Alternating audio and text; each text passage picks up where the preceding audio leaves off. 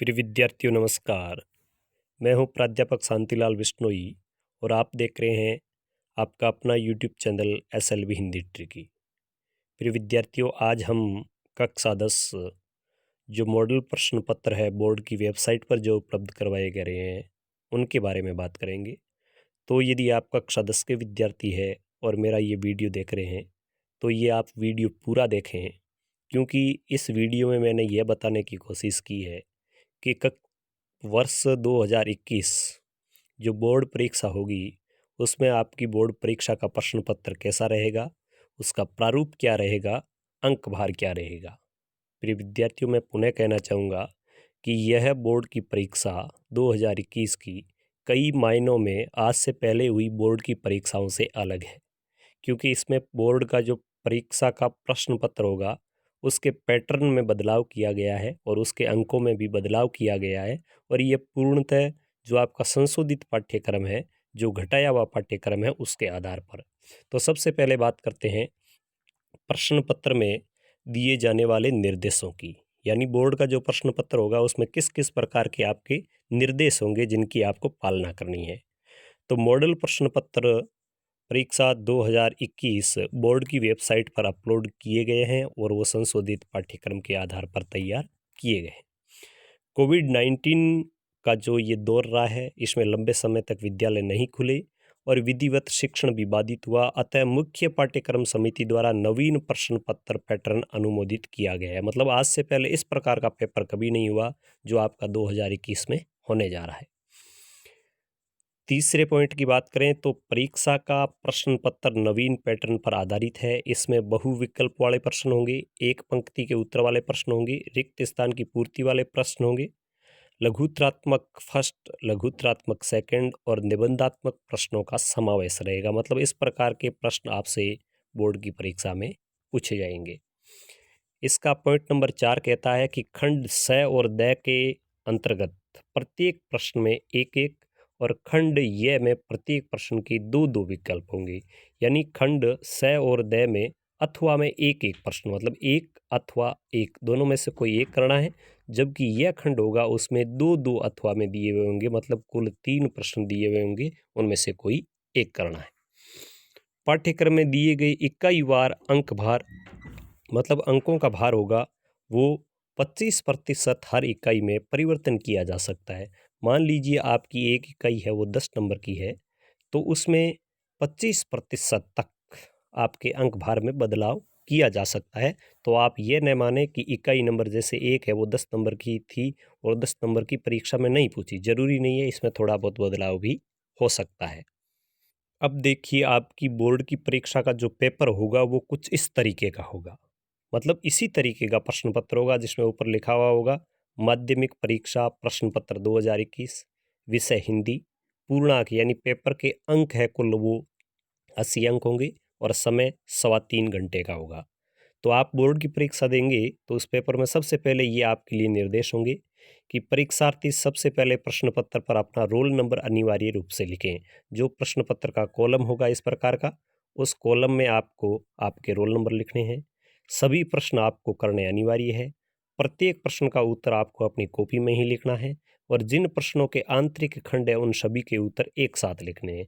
मान लीजिए कि पहला प्रश्न, प्रश्न नंबर 1, उसमें 1 लगा के प्रश्न दिया हुआ है, 2 लगा के प्रश्न दिए हुए हैं, तो इन सभी प्रश्नों के उत्तर आप एक साथ लिखें और प्रश्न का उत्तर लिखने से पूर्व प्रश्न का क्रमांक जरूर लिखें। यदि आप प्रश्न नंबर 1 का उत्तर लिख रहे हैं तो 1 लिखने के बाद आप उसके आगे उत्तर लिखें, ताकि कॉपी चेक करने वाले को पता लगे कि परीक्षार्थी किस प्रश्न का उत्तर लिख रहा है। और इन्हीं सभी प्रश्नों का जो अंक भार होगा वो इस प्रकार होगा जो आपको पेपर में दिया हुआ होगा। तो इस प्रकार की सारणी बनी हुई होगी जो आपकी काफ़ी हेल्प करेगी कि कौन सा प्रश्न कितने अंक का है। तो खंड जो ए होगा आपका, उसमें प्रश्न नंबर 1 होगा, उसमें 1 से लगाकर 10 तक प्रश्न होंगे जो अ ब स द से संबंधित होंगे, जिसे अपन कहते हैं बहुविकल्पीय प्रश्न। उसके बाद प्रश्न नंबर 2 होगा, उसके अंदर भी आपके 10 प्रश्न होंगे और ये 20 प्रश्न होंगे, 10 और 10 20, ये प्रत्येक प्रश्न 1 अंक का होगा और ये 20 अंक के होंगे। इकाई आपकी जो खंड ब होगा उसमें 12 से लगाकर 19 तक 8 प्रश्न होंगे, प्रत्येक प्रश्न 2 अंक का, मतलब ये इकाई आपकी होगी 16 अंक की। खंड जो 6 है वो आपकी 20 से लगाकर 23 तक, मतलब 4 प्रश्न होंगे, प्रत्येक प्रश्न 4 अंक का होगा और ये खंड भी आपके 16 अंक का होगा। खंड द होगा, उसमें 24 से लगाकर 25 प्रश्न होंगे और ये 2 प्रश्न होंगे, प्रत्येक प्रश्न 5 अंक का होगा और ये कुल 10 अंक के होंगे। और खंड यह है, इसके अंदर 26 से लगाकर 28 तक 3 प्रश्न होंगे, प्रत्येक प्रश्न 6 अंक का होगा और यह खंड आपके 18 अंक का होगा। तो इस प्रकार ये आपके अंकों का विभाजन रहेगा, जिसको देखकर आप पता लगा सकते हैं कि कौन सा प्रश्न कितने अंक का होगा। वैसे प्रत्येक प्रश्न के आगे भी, प्रत्येक प्रश्न आपको दिया हुआ होगा, उसके आगे भी यहाँ पर अंक है वो लिखे हुए होंगे, मतलब 2 का है, 3 का है या 5 का है, कितने अंक का है यह भी लिखा हुआ होगा। अब अपने देखते हैं कि पेपर है वह कैसा होगा। तो यहाँ पे आप स्पष्ट देख रहे हैं, माध्यमिक परीक्षा 2021, मॉडल प्रश्न पत्र, विषय हिंदी, समय 3.25 घंटे और पूर्णांक 80, मतलब ये नमूना है पेपर का, इस प्रकार के प्रश्न होंगे। तो जैसे लिखा हुआ है खंड ए, प्रश्न नंबर 1, निम्नांकित प्रश्नों में से दिए गए सही विकल्प का चयन करके अपनी उत्तर पुस्तिका में लिखें। ये 10 प्रश्न है, प्रत्येक प्रश्न 1 अंक का, मतलब ये कुल 10 अंक के हैं।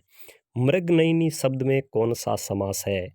मृग के समान नयन, मृग यानी नयन है जो मृग के समान, तो इसके अंदर विशेषण विशेष्य का भाव है, कर्मधारय समास है। बेखबर शब्द में कौन सा समास है? तो किसी भी शब्द से पहले यदि अव्यय जुड़ता है, उपसर्ग जुड़ता है, तो वह समास होता है अव्ययी भाव समास।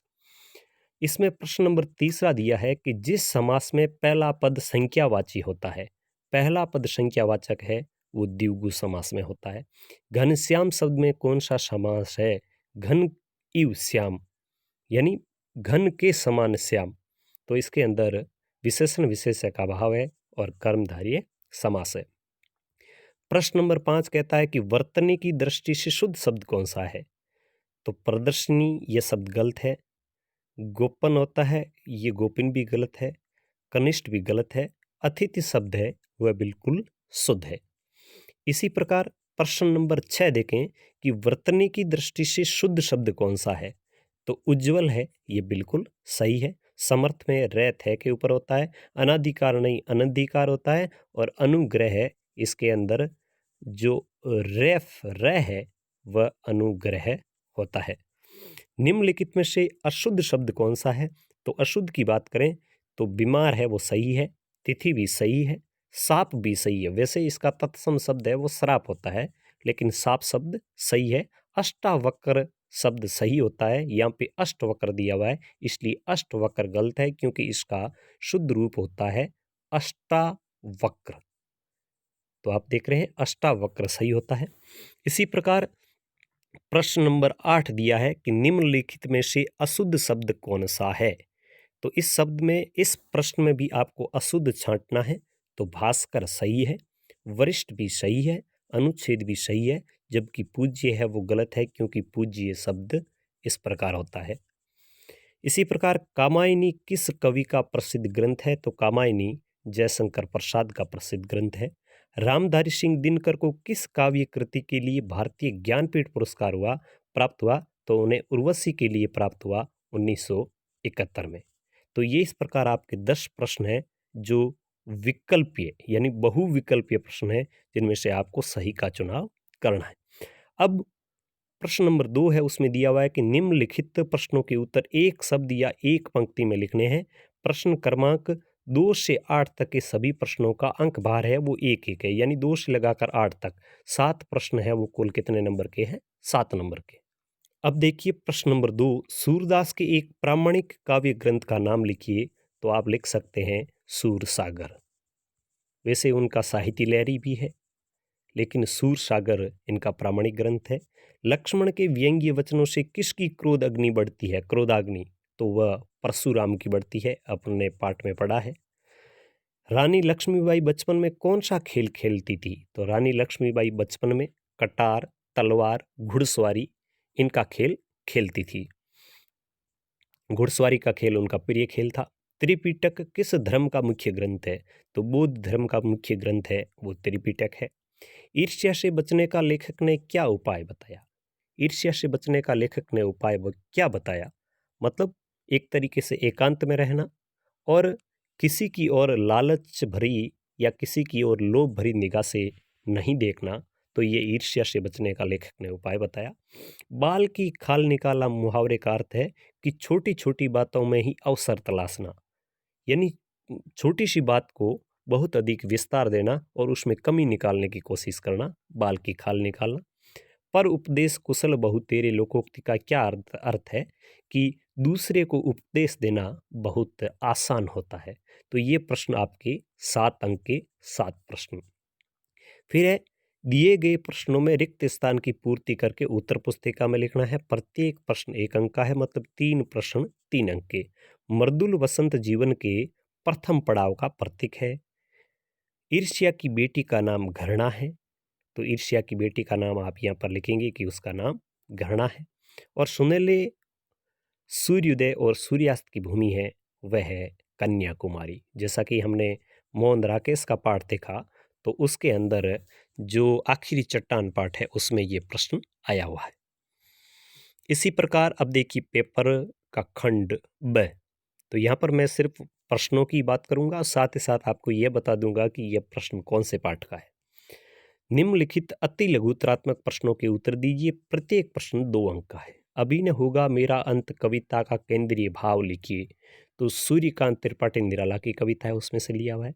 सूरदास पाठ के आधार पर राधा कृष्ण के मध्य वे संवाद का वार्तालाप जो हुआ उसका सारांश लिखिए। तो कृष्ण और राधा के बीच जो बातचीत होती है, जो अपरिचय की दीवार है, उसमें भगवान श्री कृष्ण पहल करते हैं और राधा से राधा के बारे में पूछते हैं। तो ये सूरदास के जो पद है उसमें से लिया हुआ है। प्रकृति पद्मिनी के अंशुमाली प्रभु कविता जो जयशंकर प्रसाद की है, उसमें अंशुमाली शब्द है वो सूर्य के लिए आया है, क्योंकि वह सूर्य रूपी माली ही संपूर्ण प्रकृति का भरण पोषण करता है। प्रश्न नंबर 15 है कि रामधारी सिंह दिनकर ने ईर्ष्या से बचने के क्या उपाय बताए? कोई 2 उपाय लिखिए। तो यह ईर्ष्या तो गई न मेरे मन से रामधारी सिंह दिनकर का जो पाठ है उसमें से लिया हुआ है।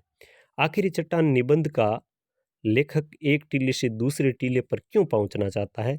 क्योंकि वह अस्त होते हुए सूर्य को देखना चाहता है। तो ये आखिरी चट्टान मोहन राकेश का जो यात्रा वृत्तांत है उसमें से लिया हुआ है। ईदगाह कहानी के किस पात्र को आप सर्वाधिक प्रभावित करते हैं और क्यों? तो हम हामिद है, प्रेमचंद की जो कहानी है, हामिद के जो चरित्र है उससे हम प्रभावित होते हैं, क्योंकि एक छोटा बालक किस तरह अपने विवेक का परिचय देते हुए जो अपने पैसे हैं उनका सदुपयोग करता है और अपनी दादी का ख्याल रखते हुए उसके लिए चिमटा खरीद कर लाता है। बाजी मारना मुहावरे का अर्थ सहित वाक्य में प्रयोग कीजिए। तो बाजी मारना मतलब जीत जाना। जैसे क्रिकेट के मैदान में भारत ने पाकिस्तान के खिलाफ बाजी मार ली, मतलब क्रिकेट मैच जीत लिया। डूबते को तिनके का सहारा लोकोक्ति का अर्थ सहित वाक्य में प्रयोग कीजिए, यानी संकट के समय एक छोटा सहारा भी बहुत बड़ा सहारा मिल जाता है। जिस प्रकार हम कहें कि राम बहुत अधिक गरीब था, लेकिन उसे सरकार की ओर से 1000 रुपये आर्थिक सहायता मिली और यह उसके जीवन में डूबते को तिनके का सहारा साबित हुआ। मतलब उसकी गरीबी की दशा में 1000 रुपये भी उसके लिए बहुत बड़ी सहायता हो गई। इस प्रकार ये आपका दूसरा खंड समाप्त होता है। खंड शुरू होता है तीसरा। तीसरे खंड में क्या है कि निम्नलिखित अपठित पद्यांश को ध्यानपूर्वक पढ़कर प्रश्नों के उत्तर दीजिए। तो यहाँ मैं आपसे कहना चाहूँगा कि आप सबसे पहले है वो प्रसंग लिखें, उसके बाद आप व्याख्या लिखें और व्याख्या लिखने के बाद आप विशेष लिखें। तो इन तीनों में आप क्या लिखेंगे? प्रसंग में ये पाठ कहाँ से लिया हुआ है, इसका लेखक कौन है, व्याख्या में इस पद की आप व्याख्या करेंगे और विशेष में लिखेंगे कि इसकी भाषा कौन सी है, कौन सी लोकोक्ति है, कौन से मुहावरे हैं। इस प्रकार से आप इनका उत्तर देंगे। तो अथवा में भी दिया हुआ है, जैसे यहाँ पर दिया हुआ है कि चाह नहीं मैं सुरबालांग गैंतों में गूंथा जाऊं, चाह नहीं सम्राटों के सौ पर हे हरी डाला जाऊं, चाह नहीं देवों के सिर पर चढ़ूं भाग्य पर इटलाऊं, मुझे तोड़ लेना वन वाली उस पथ पर देना तुम फेंक, जिस पथ पर राष्ट्र को शीश चढ़ाने जाए वीर अनेक।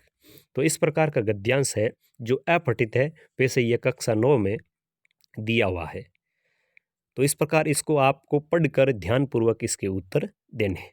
तो यहाँ पर आपको उत्तर ही देने, सॉरी मैंने आपको व्याख्या के बारे में बताया, लेकिन इसमें व्याख्या नहीं करनी है क्योंकि ये अपठित है। तो इसमें सबसे पहले आपको काव्यांश का शीर्षक देना है, यानी राष्ट्रभक्त वीर। रेखांकित शब्द इठलाऊ का अर्थ है इतराना या विनोदपूर्वक हाव भाव दर्शाना।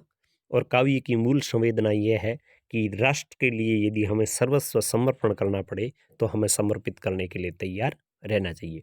उसी प्रकार निम्न पद्यांश को पढ़कर इसके उत्तर देने हैं। फूलों की राह पुरानी है, सूलों की राह नई साथी, सुमन के पथ पर चरणों के कितने चिन्ह पड़े होंगे, लालायित फिर से चलने को कितने ही चरण खड़े होंगे, पर गेल अछूती सूलों की जो चूमे वही जवानी है, जो लहू सींच कर बढ़ते हैं उनका ही कुछ रवानी है, जीवन की चाह पुरानी है, मरने की चाह नई साथी, फूलों की राह पुरानी है, सूलों की राह नई साथी। तो यह भी एक कर्तव्य पथ पर बढ़ने के लिए उत्साहवर्धन करने वाला काव्य वृत्तांत है। तो इसमें भी हम यही लिखेंगे कि जो कर्मठ होते हैं वो हमेशा कठिनाइयों से नहीं घबराते। कौन सी राह अछूती रह जाती है या कौन सी राह को नहीं माना है और क्यों, इन 3 प्रश्नों के आपको उत्तर भली भांति इस पद्य को पढ़कर मन ही मन इसका अनुवाद करके उसमें से इन प्रश्नों के उत्तर आपको देने हैं। अब नीचे निम्नलिखित लघुत्रात्मक प्रश्नों के उत्तर आपको देने हैं। तो 21वां प्रश्न है, लक्ष्मण परशुराम संवाद प्रसंग के आधार पर लक्ष्मण के चरित्र की विशेषता लिखनी है। तो तुलसीदास जी का जो लिखा हुआ पाठ है राम लक्ष्मण परशुराम संवाद, उसमें आपको लक्ष्मण के चरित्र की विशेषता लिखनी है। यह 4 अंक का प्रश्न है। या फिर यह नहीं लिखकर आप दूसरा प्रश्न कर सकते हैं कि भ्रमर गीत प्रसंग के आधार पर गोपियों के कृष्ण के प्रति उनके प्रेम का वर्णन करना है। तो यह करते हैं तो भी आपको 4 अंक मिलेंगे। प्रश्न नंबर 22वां यह कहता है कि ईदगाह मुंशी प्रेमचंद की बाल मनोविज्ञान को चरितार्थ करने वाली एक प्रतिनिधि कहानी है। इस कथन के पक्ष में अपने विचार लिखने हैं। आप कैसे सिद्ध करेंगे कि यह बाल मनोविज्ञान को चरितार्थ करने वाली कहानी है? तो इस प्रश्न का उत्तर लिखते हैं तो आपको अंक मिलते हैं 4। या फिर यह नहीं करके आप ये दूसरा प्रश्न कर सकते हैं कि द्विवेदी जी ने महिला शिक्षा के समर्थन में कौन कौन से तर्क दिए, पाठ के आधार पर लिखिए। तो पाठ जो महावीर प्रसाद द्विवेदी का है, स्त्री शिक्षा के विरोधी कुतर्कों का खंडन, उस पाठ में से ये प्रश्न लिया हुआ है। और ये भी यदि आप करते हैं तो आपको अंक मिलते हैं 4। 23वां प्रश्न इस प्रकार है कि निम्नलिखित साहित्यकारों का जीवन और कर्तृत्व परिचय लिखना है। मतलब उनका जन्म कब हुआ, कहाँ हुआ, उनकी माता का नाम, उनके पिता का नाम, उनकी शिक्षा, इससे संबंधित जीवन परिचय। और कर्तृत्व में आपको लिखना होता है कि उन्होंने कौन कौन से काव्य है उनकी रचना की, उनकी रचनाएं कौन कौन सी है, उनकी भाषा शैली कैसी है। तो ये दोनों बातें आपको अलग अलग लिखनी होती है, जीवन परिचय और कर्तृत्व, यानी जीवन परिचय और रचना परिचय। या तो आप जयशंकर प्रसाद का लिखें या भारतेंदु हरिश्चंद्र का लिखें, किसी एक का लिखेंगे आपको अंक मिलेंगे 4। अब पेपर का खंड द होगा, उसके अंदर कुछ इस प्रकार के आपके सड़क सुरक्षा से संबंधित जो पाठ है उसमें से ये इस प्रकार के संकेत लिए हुए हैं कि उपयुक्त प्रदर्शित यातायात चिन्हों का सांकेतिक अर्थ बताइए और उनका विश्लेषण कीजिए। यानी इसका अर्थ क्या होता है और उसका विश्लेषण, मतलब इसके अंतर्गत कौन कौन सी बातें आती है, तो ये भी आपको लिखना है। प्रत्येक संकेत का 1 अंक है, मतलब कुल अंक हो गए आपके 5। यदि आप यह न करके दूसरा प्रश्न करते हैं तो भी कर सकते हैं कि यातायात साधनों के संचालन नियमों का पालन करना क्यों अनिवार्य है। सही प्रकार से यदि वाहन न चलाया जाए तो होने वाली समस्याओं और दुर्घटनाओं पर प्रकाश डालिए। अब प्रश्न नंबर 25वां है जो आपका व्याकरण से संबंधित है। और इसमें कहा गया है कि स्वयं को जिलाधीश गया उत्तर प्रदेश में एक जगह का नाम है। तो स्वयं को क्या मानना है, जिलाधीश मानते हुए अपने जिले के समस्त राजकीय और गैर राजकीय विद्यालयों के संस्था प्रधान को एक पत्र लिखिए जिसमें अपने विद्यालय में गांधी जयंती जो 150वीं जयंती है उसको मनाने के आदेश दिए गए हो। तो अपने आप को क्या मानना है, जिलाधीश। तो आप लिखेंगे क्या कि राज्य के या समस्त राजकीय और गैर राजकीय विद्यालय संस्था प्रधान समस्त राजकीय और गैर राजकीय विद्यालय और लिखने वाले जो आप पाएंगे उनमें आपको अपना नाम नहीं लिखकर जो पेपर में दिया हुआ है वही नाम लिखना है। यह नहीं लिख के आप दूसरा प्रश्न कर सकते हैं कि स्वयं को उदयपुर निवासी अर्पिता मानते हुए अपने जिला पुलिस अधीक्षक को सुरक्षा संबंधी पत्र लिखिए जिसमें आपके मोहल्ले में बाहरी लोगों द्वारा की जा रही संदेहास्पद गतिविधियों का उल्लेख हो। तो यहाँ आप बन जाएंगे अर्पिता। और लिखना किसका है, किसको है? जिला पुलिस अधीक्षक। तो आप लिखेंगे सेवा में श्रीमान जिला पुलिस अधीक्षक और विषय लिखेंगे कि मोहल्ले में बाहरी लोगों द्वारा की जा रही संदेहास्पद गतिविधियों पर रोक लगाने हेतु, और अंत में लिखने वाले में आपका नाम आएगा अर्पिता। इसी प्रकार पेपर का खंड होगा यह खंड होगा, ये आपके निबंध से संबंधित होगा और इसमें प्रश्न नंबर 26वां इस प्रकार होगा कि निम्न बिंदुओं पर आपको 300 शब्दों में निबंध लिखना है। तो यहाँ पर ध्यान देने की बात है कि न तो आप कम लिखें और न ही आप अधिक लिखें। जो निबंध है उसकी शब्द सीमा है 300, तो आपको 300 शब्दों के अंदर यानी 350 शब्द आप काम में ले सकते हो, 290 या 250 तक भी ले सकते हो, लेकिन मैं कहना यह चाहूँगा कि 300 शब्दों से आपका निबंध कम न हो, अधिक भले ही हो जाए। तो इसमें आपको इस प्रकार अथवा में दिए हुए होंगे 3 ऑप्शन, यानी या तो आप अ करें या आप ब करें या आप स करें। तो भारतीय संस्कृति में पर्यावरण संरक्षण, तो सबसे पहले आप प्रस्तावना लिखें, उसका पूरा एक्सप्लेन करें। वृक्ष संरक्षण लिखें, उसका पूरा एक्सप्लेन करें। नदी पर्वत संरक्षण लिखें, उसका पूरा एक्सप्लेन करें और उपसंहार लिखें। इसमें आप चाहें तो दोहे, लोकोक्ति, मुहावरे, कविता आदि इन का प्रयोग निबंध में आप कर सकते हैं। दूसरा अथवा में पहले को आप नहीं करके यदि दूसरे को करते हैं, यदि मैं भारत का प्रधानमंत्री होता तो प्रस्तावना लिखें, सुरक्षा और विकास के बारे में लिखें, सामाजिक समरसता के बारे में लिखें और उपसंहार लिखें। इसमें भी आप विभिन्न प्रकार के नारे, लोकोक्ति और कविताओं का प्रयोग कर सकते हैं। यह नहीं लिखकर आप यदि तीसरा प्रश्न करना चाहें तो वह आपके लिए निबंध इस प्रकार है कि इंटरनेट वरदान या अभिशाप। तो इसके भी पॉइंट अलग अलग है, उनका एक्सप्लेन करते हुए आपको निबंध लिखना पड़ेगा। इंटरनेट वरदान या अभिशाप, तो इसमें इंटरनेट और दैनिक जीवन क्या संबंध है इनका, इंटरनेट के विविध क्षेत्र कौन से हैं, इंटरनेट के सकारात्मक और नकारात्मक प्रभाव क्या है और उपसंहार क्या है। तो इस प्रश्न को आप कर सकते हैं। ये 3 ऑप्शन हो गए और चौथा ऑप्शन आपके पास और है बेटी बचाओ बेटी पढ़ाओ। तो इसके बारे में भी आप लिख सकते हैं प्रस्तावना में। बेटी बचाओ बेटी पढ़ाओ की क्या अवधारणा है, इसकी ज़रूरत क्या है, लिंगानुपात कम होने के कारण क्या है, कन्या भ्रूण हत्या रोकने के उपाय क्या है, स्त्री शिक्षा का क्या महत्व है, इसको कैसे बढ़ाया जाए, इसके क्या उपाय है और उपसंहार, इनका एक्सप्लेन आप करके इस निबंध को लिख सकते हैं। तो ये 4 ऑप्शन आपको दिए हुए थे, इनमें से कोई आपको एक करना है। अब बात करते हैं प्रश्न संख्या 27 की। तो प्रश्न संख्या 27 है व्याख्या से संबंधित है। यहाँ आपको लिखना पड़ेगा प्रसंग, सबसे पहले प्रसंग कि यह पद कहाँ से लिया हुआ है, उसके बाद आप लिखेंगे व्याख्या कि इसके अंदर क्या कहा गया है, और उसके बाद लिखेंगे आप विशेष कि इसकी भाषा शैली कैसी है और इसमें क्या संदेश दिया गया है। तो व्याख्या है ये अपने पाठ से संबंधित है और ये व्याख्या है अभी न होगा मेरा अंत, जो निराला जी का पाठ है उसमें से। तो यह नहीं करके यदि आप अथवा में करें तो दूसरी व्याख्या कर सकते हैं। दूसरी व्याख्या जयशंकर प्रसाद का जो पाठ है, प्रभु जो कविता है उसमें से लिया हुआ है, इसका आप उत्तर लिख सकते हैं। इसका यदि नहीं लिखे तो तीसरा ऑप्शन आपके पास और होगा, उषा की लाली में अभी से गए निखर, हिमगिरी के कनक शिखर, आगे बढ़ा शिशु रवि, बदली छवि और देखता रह गया ऐपल कवि। इस पद्यांश को भी आप कर सकते हैं। तो तीनों में से आपको कोई एक करना है। तो पद्यांश की तरह ही आपके प्रश्न नंबर जो 28वां होगा उसमें गद्यांश होगा और गद्यांश की भी आपको उसी तरह व्याख्या करनी है, मतलब प्रसंग लिखना है, प्रसंग के बाद व्याख्या और व्याख्या के बाद विशेष। तो ये पहला जो गद्यांश है यह महावीर प्रसाद द्विवेदी का पाठ जो शीर्षक है स्त्री शिक्षा विरोधी कुतर्कों का खंडन, उसकी आपको व्याख्या करनी है, प्रसंग लिखना है और विशेष लिखना है।